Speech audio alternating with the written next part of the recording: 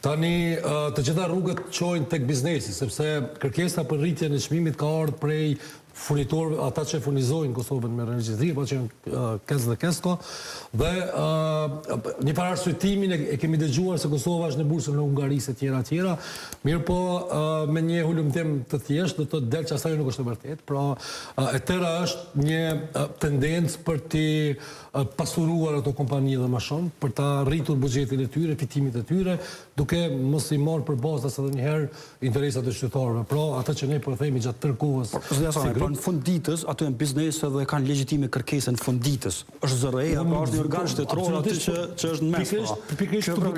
Pikërisht këtu po dua dalë. Ne nuk çuditemi edhe sikur KEC dhe KESCO, sado që nuk duhet të ndodhte, ta bëjnë kërkesën edhe për 100% rritje, sepse ata punë kanë. Po shihet që ata duan vetëm të fitojnë, të përfitojnë sa më shumë dhe të arrisin biznesin dhe fitimin e tyre. Mirë, po në anën tjetër, ne kemi ZRE dhe institucionet tona të cilat paguajnë për toksave tona dhe kanë detyrë me mbrojtë konsumatorin. Pra, cila është logjika që ne taksapaguesit japim paga, i punësojmë ata njerëz me mbrojtje interesin ton dhe madje bordi i ZRE-s zgjidhet për kuvendit që është institucioni më i lartë në Kosovë. Dhe ata, cila është logjika që ata ta presin një reagim për i presidentës, e që në fakt do duhet shoqërohej edhe me reagime edhe për institucioneve tjera, qoftë Ministria e Ekonomisë, qoftë edhe vetë qeveria apo kryeministri në detyrë.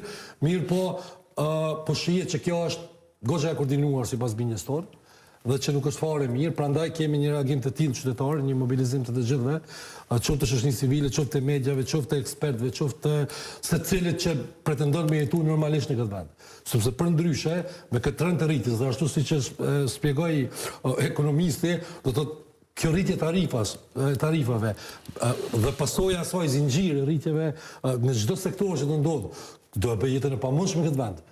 Si të jetojmë ne kur e kemi pagën minimale 350 euro, dhe madje kjo për fat keq kjo pagë dominon pothuajse sektorin privat, rrallkun mund të ketë pagë më të madhe dhe si mundin qytetarët e Kosovës të mbijetojnë. Andaj është më vërtet për të çudit dhe unë po shpresoj që nuk do ndodhë ky vendim, sepse është bërë edhe si i tillë është bërë në mënyrë shumë jo transparente, madje sot duke fillu që nga organizata që unë e përfaqësoj dhe shumë organizata tjera e ka bllokuar serverin për të dërguar komente.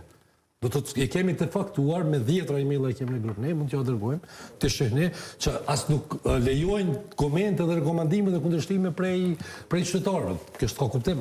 Profesor, në drejtë kësaj që tha zotja Sanaj, a bën le të vetë pajetueshme normalisht Kosovën një shtrenjtimi të tillë kur kemi parasysh pra edhe konstatimin e presidencës, që është një institucion serioz, pra se deri më tani kemi dëgjuar interpretime të ndryshme, jo ka efekt, jo s'ka efekt, mirë po kur flet edhe presidenca, nuk besoj që flet pa ndonjëfarë baze normale.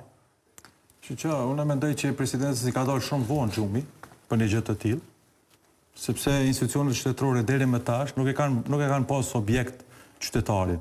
As ato të mëhershmet, as ato këto që janë aktuale. Dhe është shumë e vërtet një pjesë përgjithësisë kemi edhe ne si profesora, si pedagoga të universiteteve. Pjesë dytë përgjithësisë kanë organizatat, të cilët për institucionet shtetërore kur po hinë pushtet për dhënë ka pak ndaj projekt tjetër për me hesht, për mbyll gojën. Edhe pjesa e tretë është që ne si shoqëri duhet me qenë shumë aktive. I kemi rastin e fundit viteve të fundit, i kemi rastin e Francës, kur për një çmim shumë minimal. Ka qenë për një çmim 1 cent të naftës. Edhe pse nuk është prodhues Franca me naftë.